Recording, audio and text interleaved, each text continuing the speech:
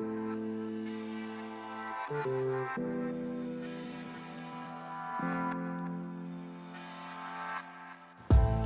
suppose the Lo Pro stemmed from my own fishing really, in that for quite a few years it's revolved around doing short overnight sessions, arriving in the evening after work, quite often having to set up sort of a bit of a race against time, against the dark, fishing overnight and then packing up the following morning before going to work again.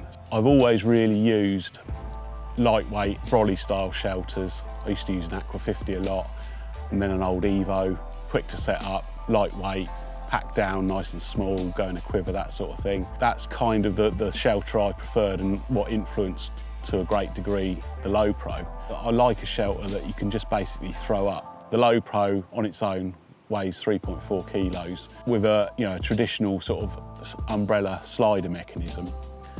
That's always going to win compared to a bit of an assembly job where you have to lay everything out on the floor and start assembling joints and so on. I think an umbrella is pretty much unbeatable in that situation. So with the Lo Pro, it's just a case of putting it up in the conventional sense. I've sort of got a feel for it, so you can do it in the dark and connect the short ribs, and up it goes, and it's freestanding, and it's just a case of pegging it out. So very, very straightforward and simplistic, so perfect for when you want to get set up quickly. A few years ago I got some BROLLY samples made, but they were fairly conventional designs where you need your storm pole at each end to support it at the front.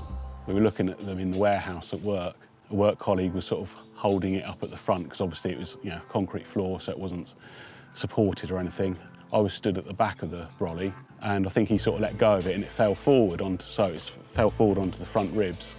The view from the back it looked right, well that's interesting. The shape of the ribs and the way the ribs sort of were configured looked like it could have potential to be a completely different shelter, but built around a conventional umbrella mechanism. Did some drawings and sent them to the manufacturer and asked if it would be possible to have a shelter where the two sort of longest side ribs were extended so that 6 ribs touch the floor as opposed to the normal 4, by having a break in the rib so that when the BROLLY was folded down it was a conventional length for going in a quiver and in cars and so on. A little while later we had the first sample come through, which was very impressive and proved the concept. It was a bit small and a bit too low. We quickly followed it up with a second sample, which proved to be spot on. Unlike a conventional umbrella, where you need storm poles, at least 2, and if you have a front on it, 4, with the Lo Pro, most of the time you don't need storm poles at all because it's self-supporting, it's like a freestanding shelter.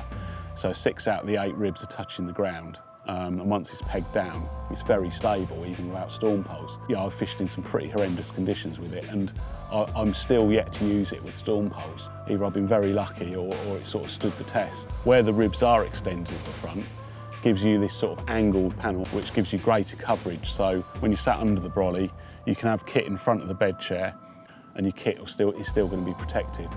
With the height adjustment, by moving the front ribs in or out, you can go from having the Lo Pro set really low, where you've almost got to crawl under it to get in it, or you can jack it up quite high, so you can bring the ribs in, have the front quite high, and if you want to use storm poles, you can jack it up even higher. So even if you're quite tall, it's still going to offer you plenty of headroom.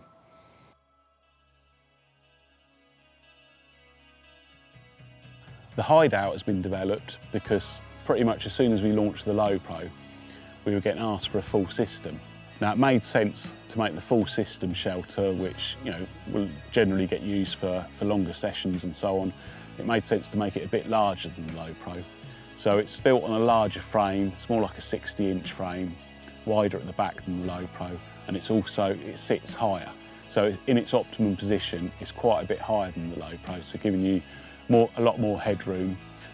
And also, it's got the integrated fronts, so they roll back, there's very little bulk, but you've still got the full fronted shelter without all the additional zip baffles and heavy duty zips and so on, and it works really well. So when the front panels are rolled back, you barely even notice that they're there.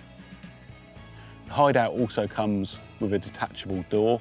It velcros at the top so that the two-way zip means that you can roll it down from the top, sort of letterbox style for when the weather's really bad but you still want to be able to see out, or you can roll it up from the bottom. It also has a Mozzie mesh panel in the door, so you know, on those nights where the Mozzies are being fairly active, you can have the door down but still get plenty of air through with the Mozzie mesh. With the Hideout, you obviously get the BROLLY, you get a full-size heavy-duty ground sheet, 2 storm poles, because it's best used with storm poles, obviously pegs and the outer bag. The Hideout is, when it's broken down and rolled up, it's still the same length as the Lo Pro, so it's a conventional length, 1.8 metres, and will go in most quivers. We've also been working on Mozzie mesh for the Hideout and the Lo Pro, and an overwrap for the Lo Pro, which will be out next spring. The Hideout is like the big brother of the Lo Pro. Although it sort of sticks to the same concept and ethos as the Lo Pro, it does provide that extra degree of coverage and comfort.